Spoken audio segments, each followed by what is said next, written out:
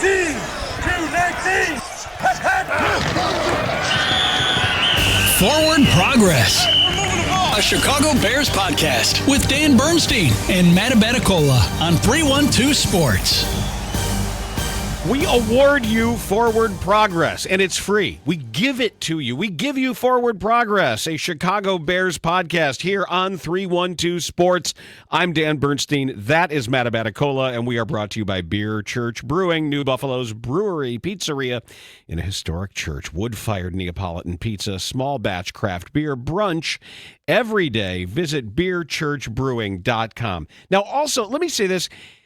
Just because this podcast, Forward Progress, happens to post around 1 o'clock Central Time, and we talk about Beer Church and we talk about Neapolitan pizza, not our fault if you get hungry. That I've had so many complaints. You guys, you talk about, look, Maddie and I talk about food a lot. We just do. We both like food. We both like cooking.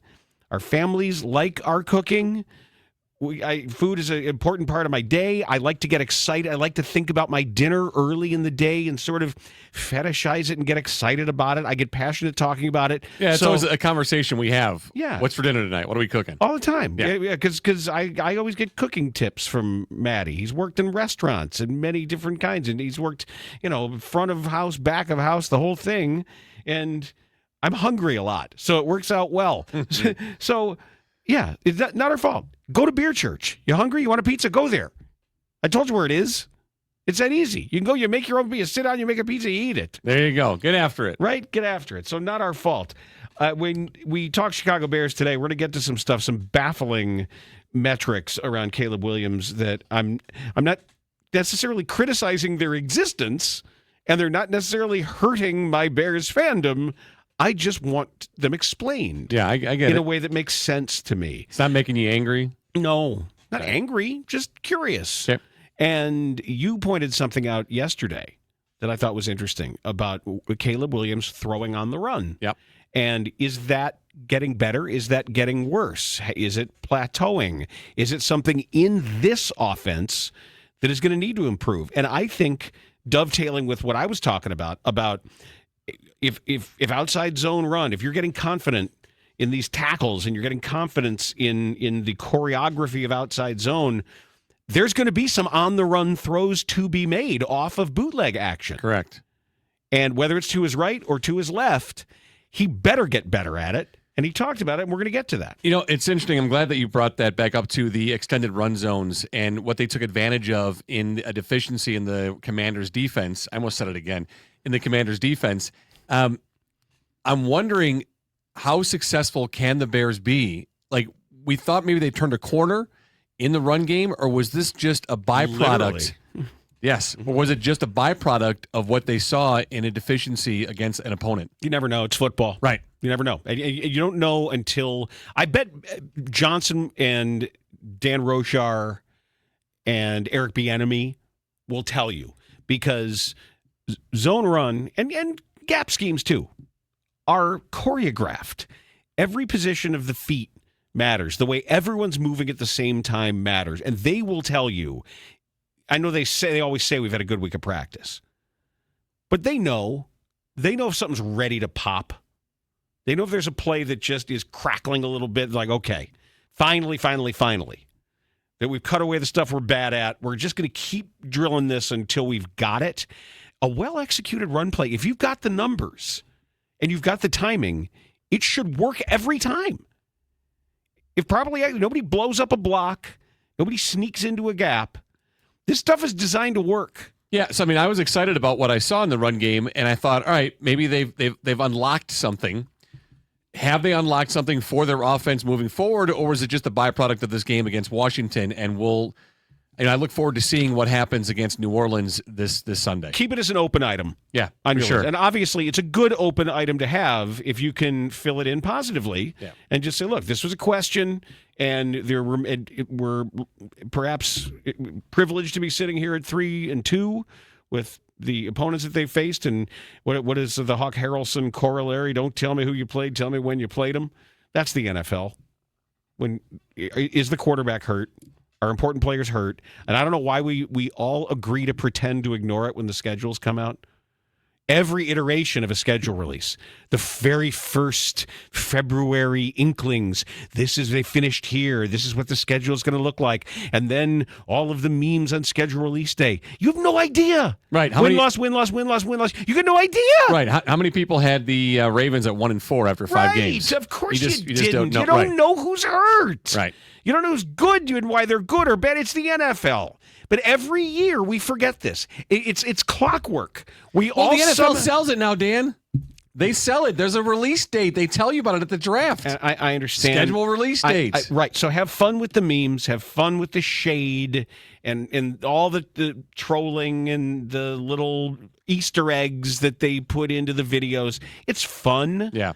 But you don't know until right before the game. Right. You really don't. Until the game time decisions, until some important player who is going to run around and test his high ankle sprain or be cleared out of the concussion protocol. And yet we still fool ourselves every year into thinking we know who's good and bad. Look, you know who the quarterbacks are. You know who the coaches are. You know if the team's got an elite pass rusher. And then you fill everything in. So help me out here. Okay. Help me out. And when I say help me out, I mean it because I love advanced metrics generally. I do think that the way they have changed baseball, we can debate whether it's been good or bad for the game, but baseball's different. Baseball is an individual sport that masquerades as a team sport. Baseball is not a team sport.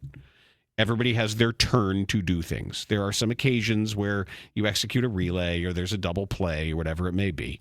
But for the most part, you're up, you're throwing the ball. But even then, Dan, it's still individual. I mean, I could pick up the ground ball, make a nice pitch to the second baseman. It's his turn. And then he fumbles it. I did my part really well. You didn't do your part. And in football, it's harder to distinguish whose turn it is and who is doing these things. And basketball is trying to do it. But the point is, I'm open to all of it. Yes. I think measuring things and explaining things shouldn't ever be a threat to you.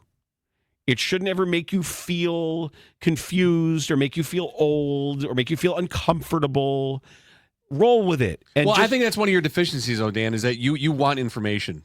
Is that it? Oh, to formulate knowledge and yeah, wanting information is bad on your part. So I happen to like next gen stats, and I generally think Pro Football Focus is a benefit too. Why not have more people quantifying things or trying to?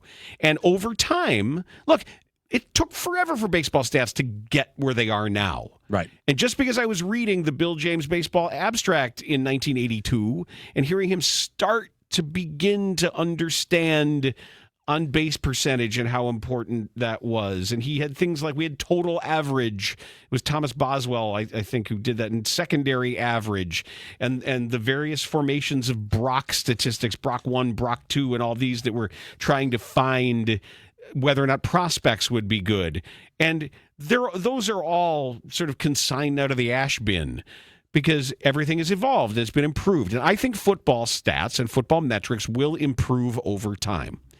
But I need help with this one because sometimes my eye test fails me. And I don't pretend to think that my eye test generally is better than stats. Stats see every game. Stats see every play. The way PFF does their stats, there are some assumptions. There's interpolation in the numbers where human beings are basing a grade on what that player was supposed to do on a play. And there's always going to be some disconnect, especially in the blocking and tackling grades of who has what gap and why. It's not going to be perfect, but it'll continue to get better over time as the models are tweaked. These were the Bears' best offensive grades from the last week on Pro Football Focus. Just so you get an example and tell me if you think this makes sense. Okay. And the offense grade, it's everything for which you're responsible. Joe Tooney, left guard, he's a legitimately great player. He is a Pro Bowl level left guard. He had an 88. DeAndre Swift, 85.6. Luther Burden, 81.1 in the, 15 snaps that he had? 20 snaps. Darnell Wright, no surprise, 75.7. And a little bit of a surprise, tight end Cole Kmet, 72.1, despite one reception for 0 yards. Cole Kmet's good blocker. He was really good at doing his job. The defensive grades, tell me if these track with what you saw. Wait, real quick, before you go to defense, tell me the numbers again, Swift and Burden. Swift was 85.6, Burden was 81.1. Okay. I don't know all the parameters to what they do as far as measuring these grades, but how is Swift 4 points higher than Burden in that particular game? This is the Commanders game, correct? Yeah. He should be more. He should be. I would think if you were to say to me, give me a number grade on these guys, I would think there would be a greater disparity between Swift and Luther Burden. Well, Luther Burden had 4 targets. He caught all of them and apparently executed his blocking assignments. Okay. For the most part. Yeah. Okay, I get it. I'm not questioning you or what they're routes. doing. I just like on the surface, I would say Swift had a much more meaningful, impactful, important game, and the stats bear that out. I don't know that this measures meaningful or impactful. It measures how well you did your job. Well, I think he did his job really well that day. I do too. Better than a 4-point spread, but whatever. Okay, go ahead. Best That's not why you asked. Defensive grades. Yes. TJ Edwards, 89. Okay. Kevin Byard, 81.2. Okay. Tremaine Edmonds, 80.9. Montez Sweat, 79.5. Linebacker DeMarco Jackson at 75. I think he had 3 plays. Okay. When Noah Sewell went out. Remember we talked about third linebacker? Yeah. So when Sewell was out and DeMarco Jackson was linebacker number 3, 2 tackles and tackled well and covered well. Okay. Now, this is what, well, I'm going to save it. Here are the worst defense grades. These are the worst defensive performers. Jonathan Ford, defensive tackle, 37.1. Except for his hit on Sewell. Great hit on his teammate. Yeah, awesome. He concussed his teammate brilliantly. Jonathan Owens, 40.2. Okay. Nashawn Wright, 42.1. Oof. Kyler Gordon, 52.2. Dio Odengbo, 55. Do you have Brisker's number there? I don't. I just have the bottom 5. Okay. Now, here are your bottom 5 on offense. And I'm going to go from the 5th worst to the worst. The worst graded player on offense for the Bears is where I'm going to finish. I have a bad feeling where this is going. Okay. Okay. Theo Benedict, 62. Okay. Jonah Jackson, 58.9. Tight end Durham Smythe, 56.1. Okay. Olamide Zacchaeus, 49.4. Okay, get that. And the worst graded offensive player on the Chicago Bears in their 25-24 come from behind road win over the apparently contending Washington Commanders, quarterback Caleb Williams at 46.1. That's why I thought this was heading. Okay? All right. Now hold that thought for a second. Okay. I want you to hold that thought. And I want you to now think about, okay, that's interesting, but where does that fit? It's one thing to have that grade and say, okay, maybe he was the worst Bear. But where does that then fit when we start looking around a little bit at, say, other quarterbacks this week in the league? Okay? That's a fair route to go. Caleb Williams, with that rating of 46.1, with that PFF grade, is the 31st ranked quarterback in the NFL, behind Dylan Gabriel, behind Justin Fields. In the Jets' loss, Justin Fields threw for 45 yards. Justin Fields was 9 of 17 for 45 yards. And what's more, was sacked 9 times. 9 times. For negative passing yards. He had negative 10 passing yards, taking the 9 sacks into account. Justin Fields' production in the passing game was negative. And yet his grade was higher. Correct. And yet he still finished 2 spots higher than Caleb Williams, who was 17 of 29 for 252 yards, 58.6% completion rate, an average of 8.69, 1 touchdown, 0 interceptions, 3 sacks, for a quarterback rating of 98.6. That's a passer efficiency rating of 98.6. Yes. All I will say is I want to better understand this. I'm not going to get angry. I'm not going to necessarily come racing to his defense like some sort of fanboy lawyer. Right. I want to know. I'm curious. How is it possible to have that kind of deviation from what I thought I saw? I thought I saw someone have a good game. Maybe not a great game. I thought Caleb Williams was okay. And it was obvious that there were some passes that weren't great. There's some stuff that's a little off here and there, but he's been so much better at not taking sacks and keeping plays alive.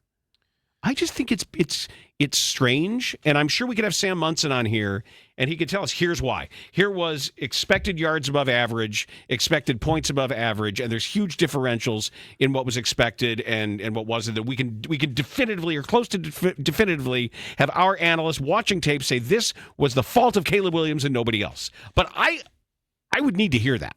Yeah, and how do they create the expectations? But we went because he was leading in that. Yeah, I know in the expected completion percentage. Correct. But I just what other factors are there that make this grade what it is? And also when I brought up Swift and Luther Burden, this to me, watching that game, it seems like there should be a greater discrepancy in their grades. I guess, and I get it. You're doing it on an individual basis, not looking overall and taking account of the impact on the game or what they did to the game itself. I understand all that. It seems like the grade shouldn't have been that close. I don't understand how Justin Fields graded out higher than Caleb Williams. I mean, and listen, my brain, I'm not stupid. I can understand it that one graded higher than the other, but from what I saw in those games, how is his grade so much? How is his grade worse? This is telling me. I'm not saying he played a flawless game. He didn't. He missed passes. He took a hit that he should have taken on the sideline. I mean, there was things that he didn't do well. But overall, how is his grade lower than Justin Fields? Who had one of the worst quarterback games anybody's ever seen. Yeah. Who had a total in the passing game, including his 9 sacks. The overall value of the passing game was minus 10 yards. Yeah, that's crazy. And also part of it, too, I'm sure, is what happens on a play where Theo Benedict is whistled for being lined up off sides on an absolutely gorgeous pass and gorgeous catch that we all saw happen, right, that then unhappened. And those obviously affect the way we feel about some of these things, too. No, but I wanted to be clear. I'm not mad at Pro Football Focus. No, I'm not angry about it. I just want to understand it more. I don't think that the people compiling these stats and handing out these grades based on their metrics, I don't think they dislike the Bears. I don't think there's a conspiracy. I don't think there's an agenda. I do think there is a discrepancy between what I saw and what I thought and what this says, and I just would like to know why. No, you're incorrect that you don't think there's a discrepancy. There totally is a discrepancy. I mean, we watched both quarterbacks play. We saw them do their jobs on the football field, and these grades don't make sense based on what our eyes told us. They just don't. He didn't even have. It's not like Justin had a tough game, or he had an okay game. He had a terrible game. Mm-hmm. I mean, they finished with negative 10 passing yards. So it's very possible there could be a satisfying explanation. Say, hey, we dinged him for this. We dinged him for that. We didn't give as much credit as you did for this. But football for me is always going to be a sport that is going to make quantification difficult. Agreed. The nature of the true team game, of having to understand every single person's assignment, it shouldn't be that hard for quarterbacks, though. I can understand some discrepancies in if you're grading out every pass block and every run block and every decision that's made where you think they're in a certain gap assignment, or you think that guy's supposed to be blocking the 6 technique, and he ends up turning and blocking somebody else. Could be a split-second decision in the moment that he was coached to make. But you don't know that. Right. And I don't want to get too meatbally with you here on this conversation, on this topic, because, it's a stat-based grade. But in football, and like I said, the baseball's individual, football's more team, truly team. There are intangibles in football that I believe, and maybe you don't believe in, that come through in the sport of football that don't in baseball, in other sports.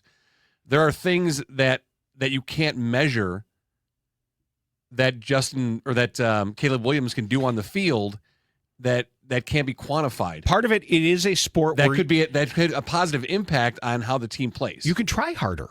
You can try harder. Football, you can't play baseball harder. You can't. And you can play football harder. And because you can play harder, and it is a lot of times emotionally driven, you can be, and again, very meatball-y, but you can be inspired by a guy on a football team to try harder, to play harder. You can do that.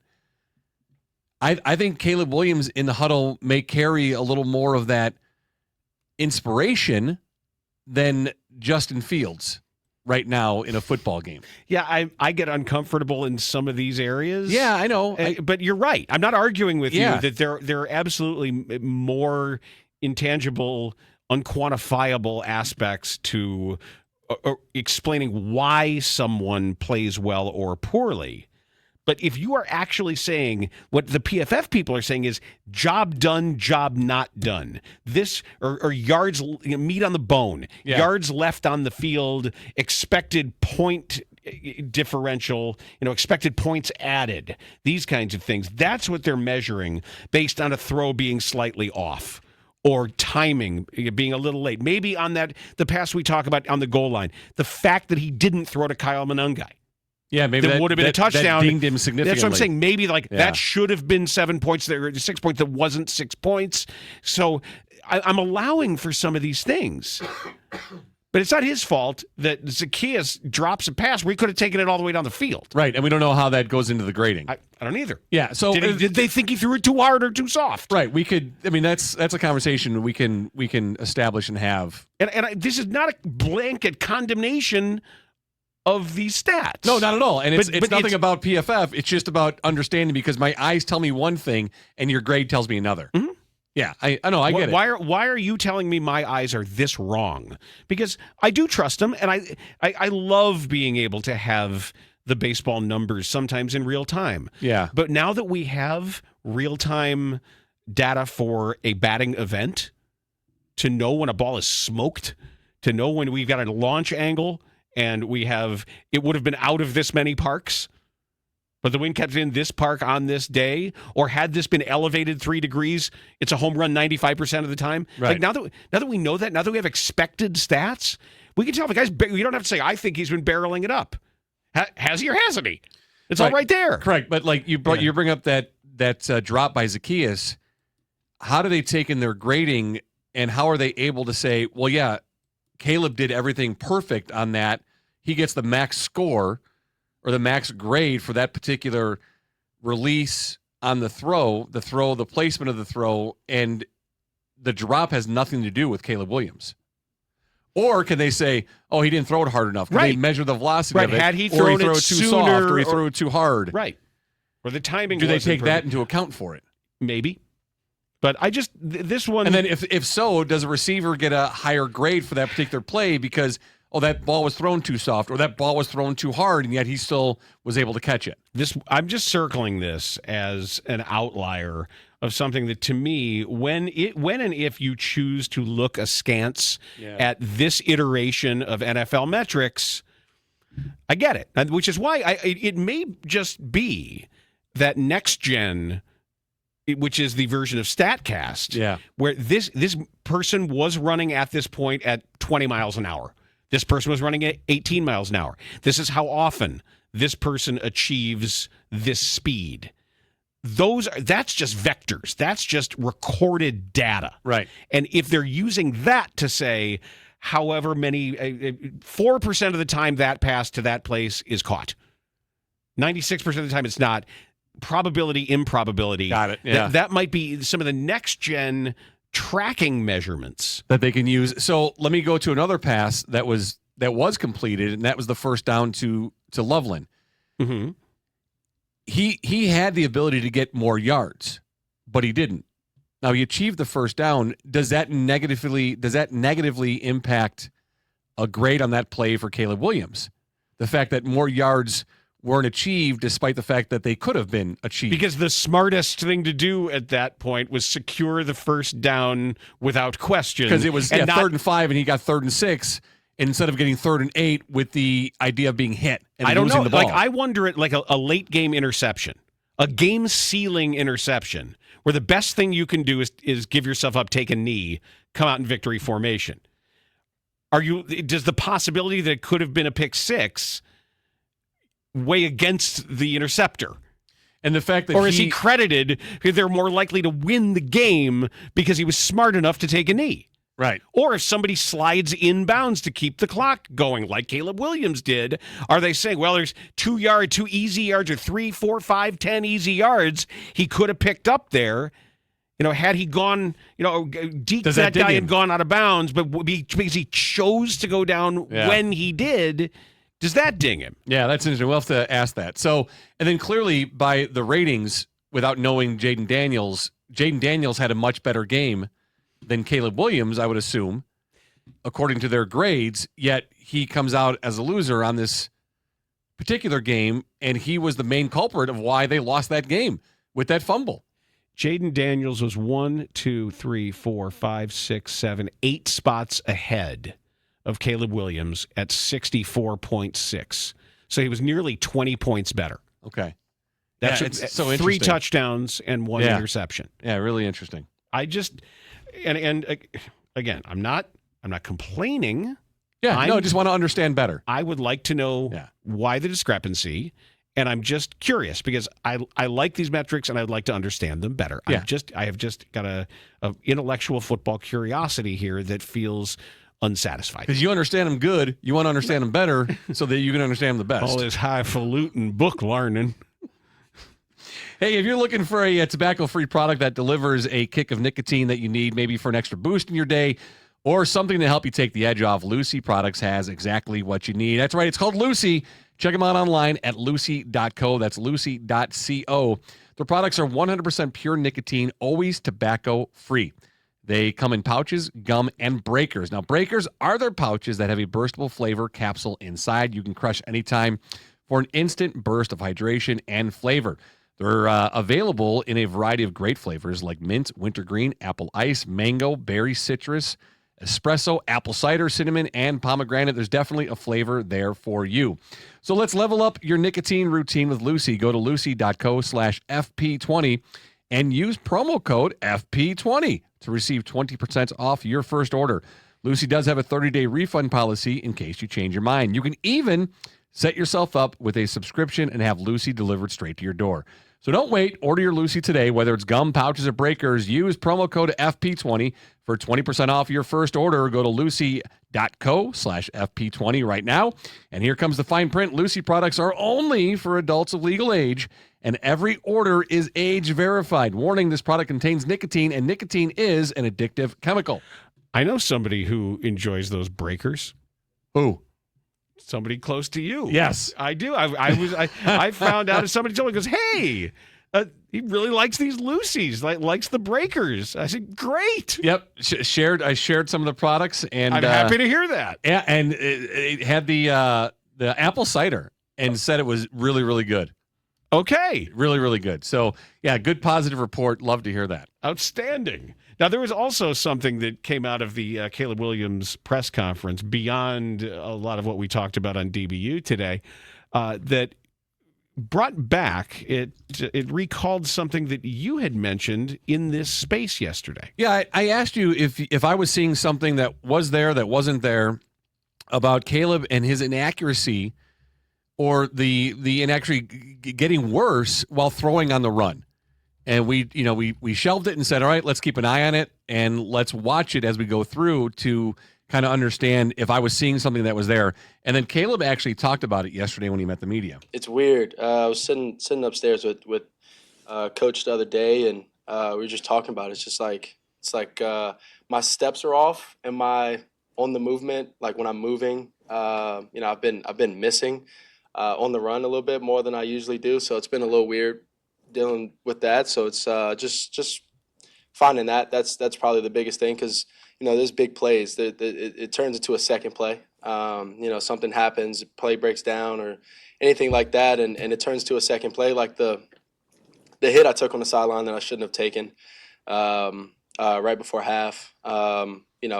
Just not really on the same page. I didn't feel in the right position to be able to deliver Lou the ball, and so I took a hit, and I should have just gave him a shot, especially in that situation. There was a guy about 20, 30 yards deep, and I didn't give him a shot right there. But those type of moments, just feeling comfortable and on the run right now has been one of my things that I've been working on in practice, and kind of looking over on the film and things like that. So we can have these big explosive plays that happen within every game that we've had so far. So it's something he has to work on. It's something that he's been missing more lately. Now, here's what's interesting though.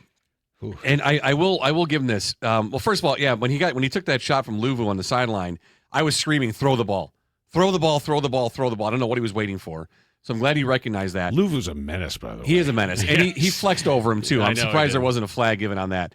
But what he's talking about there, though, too, is he's talking about after a play breaks down. He's not talking about an initial rollout, like where a play design rollout and on the rollout to make the throw. He's talking about when something breaks down and being able to make those throws, because he called them a secondary play.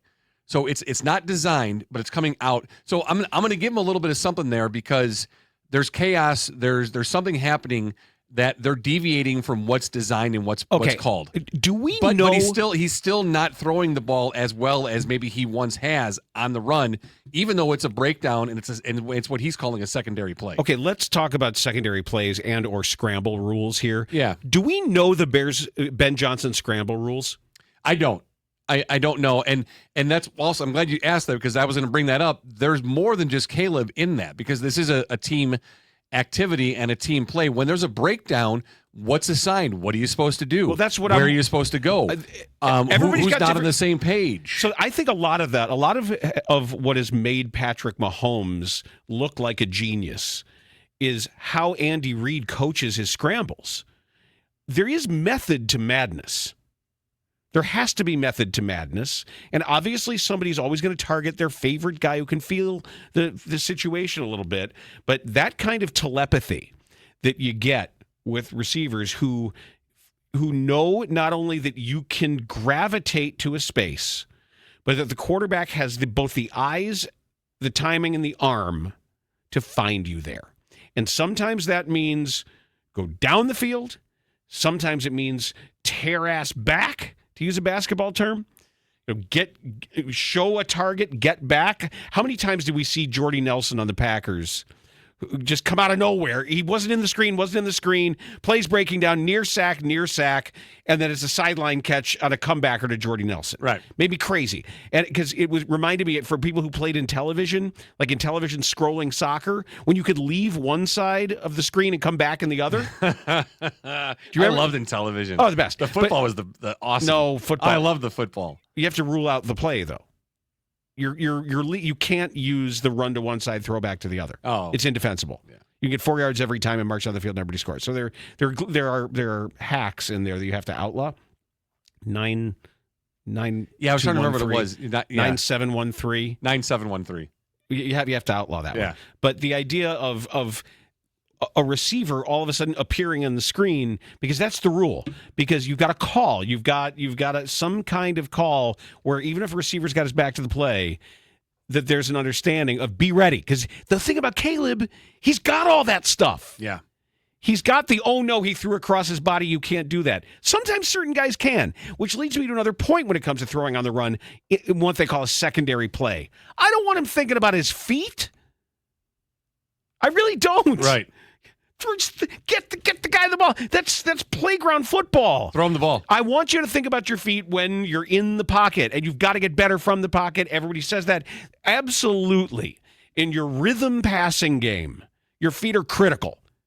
Once that part of the play is over, timing's out the window. I don't care if you're on your back foot, your front foot, standing on your fucking head. No feet. I don't care. Right. Make the play. Throw the ball, make the play. Get it to him. Yeah, Get it. for sure. And don't think, where are my feet? Where are my feet? Where are my feet? There's a man who's trying to rip your head off. Right. Yeah, but there is something. Yeah, I'm curious to know if we could ever ask that of Ben Johnson. Like, what does that look like? What do you guys coach? What do you teach? So you're all on the same page. Like, it's really simple for my football, Dan. It's like I tell Hank, hey, if the play breaks down, there's no pass, fucking run. Well, because just run. Because a kid at that age doesn't have the arm. Right, so just run. I was laughing the whole time. It's really simple. I don't watch a lot of youth football, but seeing that it's a normal size football field that you play on, I thought you played on a little field. Oh no, it's regular size. It's a regulation football field, and then because a guy would break it to the outside and he would still go to the outside, and he's still going, and he's still going. It reminded me of watching mite hockey on an Olympic rink. Yeah. Or you're like, what? And you just there's a breakaway. We coach at times. We're like, hey, cut it upfield. Like if you get a lane, cut it upfield. Go you don't that need to go. way. There's so much that way. Like we call it out, but you don't need to run 40 yards to your right. But on the other team, on your opponent, they had that one really, really fast guy. Yeah, and all he did was go straight to the sideline and then 90-degree turn north or south. It helps when you're that fast, right? Because he just built all that speed out to the side and then cut it up. It's really annoying. But I remember the little kids in the hockey game on the giant rink, and you'd see a breakaway starting in your own defensive zone, and they'd be like, "Oh, that's a breakaway." But he had to go from inside his own blue line all the way down. I'm like, "Oh no, here we go! Stop it, kid! Come on!" Your heart just sinks. But the concept of scramble rules is something I would like to ask. That I would like to know.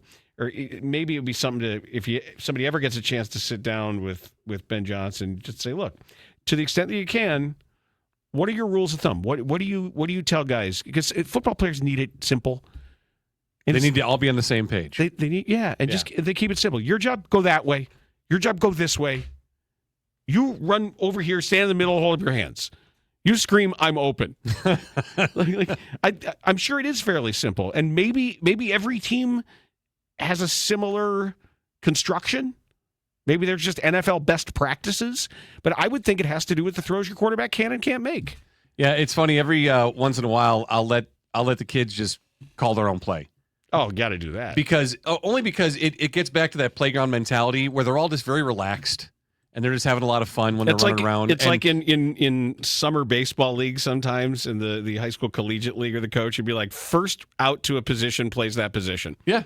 Great. You want to play shortstop? Run out to shortstop. Yeah, our practice we had a left-handed third baseman at one point. Oh, seriously? Yeah. Oh, yeah. And like our practice on Monday, we had I'd only had 14 kids, and I split them up into sevens, and I said, go play a scrimmage.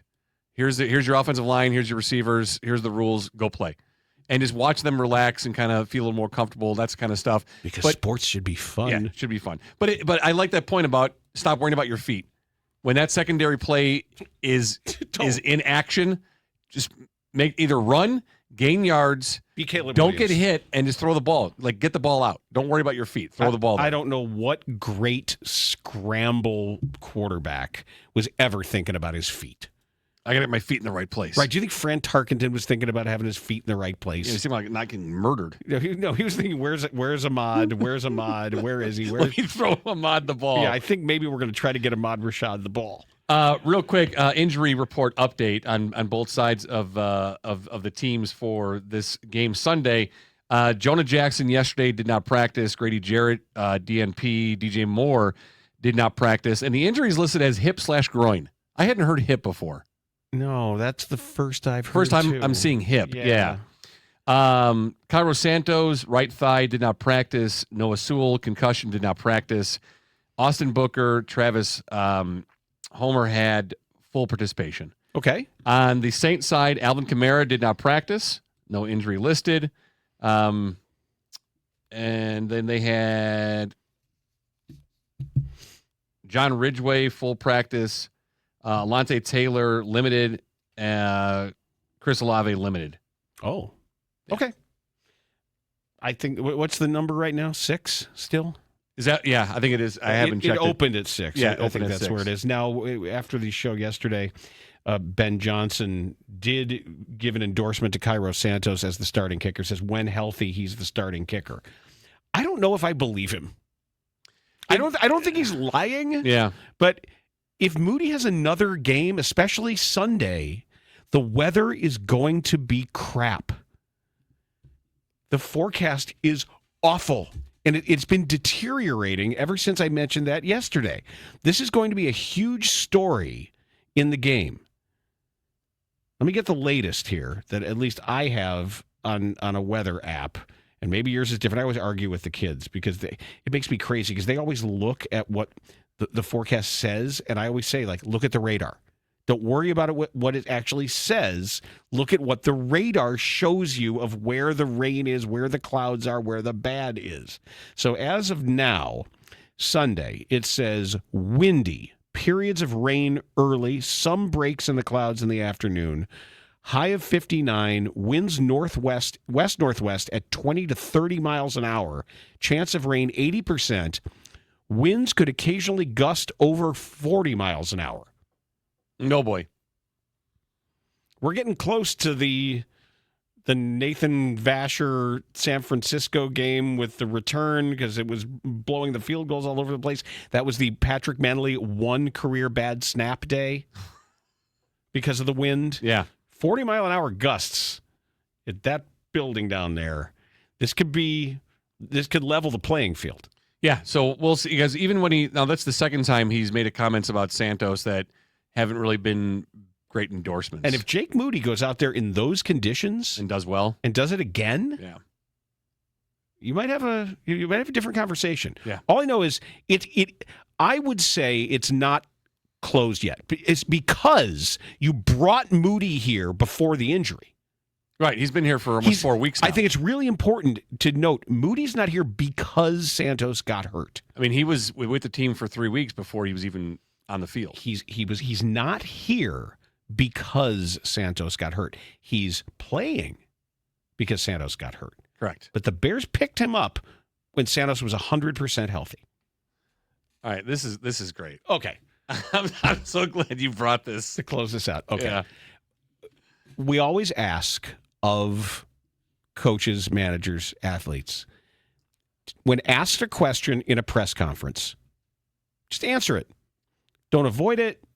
Don't give us tons of coach speak. There's nothing that a reporter likes more than a straight, honest answer to a straight, honest question. And sometimes, unfortunately, it's so rare and so surprising that it leaves people flummoxed.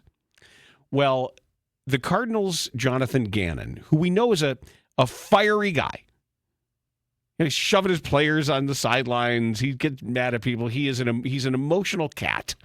And he was asked about his emotions because this guy was fined $100,000 for throwing a punch at his own player. Not the candy bar. No, I wouldn't part with my $100,000 candy bar. I love those things. So do I. Crackly rice and all sorts of caramel makes you salivate thinking about it. But here, this is near the end of the press conference where Jonathan Gannon was asked a question about his history of his emotions, and I'll just let you listen in. This is Arizona Cardinals head coach Jonathan Gannon. Coach, how early in your career did you have to start trying to figure out how to take the emotion out of coaching, as far as when you have all these injuries and you have all these different pieces? When's the first time that you can recall that? 2007, when our quarterback went to jail. Coach, thank you. It's so good. Okay. Asked and answered. That was not the expected answer. 2007, when our quarterback went to jail. That is when he was a defensive quality control assistant with the Falcons. And Michael Vick pled guilty to his federal charges in August of that year, and then missed 2 seasons in prison. It's just it's really good. It's really And good. he knew. He knew. It wasn't necessarily injuries or anything like that, but asked about when you have to control your emotions and your starting quarterback goes to federal prison before the season starts. Probably a good time to control your emotions, I guess. 2007 when our quarterback went to jail. Coach, thank you. All right. No, okay. Roll Tide. Nothing else to add. All right. All right. That'll do it. Okay, then. Thank you for your time. Yeah. And that's going to do it for Forward Progress. So good. So tomorrow, we're going to have some fun on this show, are we not? Yes, we are. We are going to do the top 10 Saints. No, that's DBU. That's DBU. We're going to do tomorrow. Forward Progress. DBU We have tomorrow. a guest tomorrow. Right. I thought you would, Yeah. DBU Forgot where is I was going at. to be Friday feedback. My bad. Obviously, other stuff that happens, but it's going to be Friday feedback. We had some great stuff because it's been another really busy, productive week. And then we're going to do top 10 Saints of all time. Yes. But on Forward Progress, on this here program, on this here podcast, tomorrow, we have a special guest joining us. Our buddy Dan Durkin. Yep. Looking forward to talking some Bears and Saints Bears stuff with. Yep, one of the great football intellects in Chicago will join us to break things down. So do not miss it. And thanks for joining us today. Yeah. Bye. 10, 219, 219. Forward Progress, a Chicago Bears podcast with Dan Bernstein and Matt Abaticola on 312 Sports.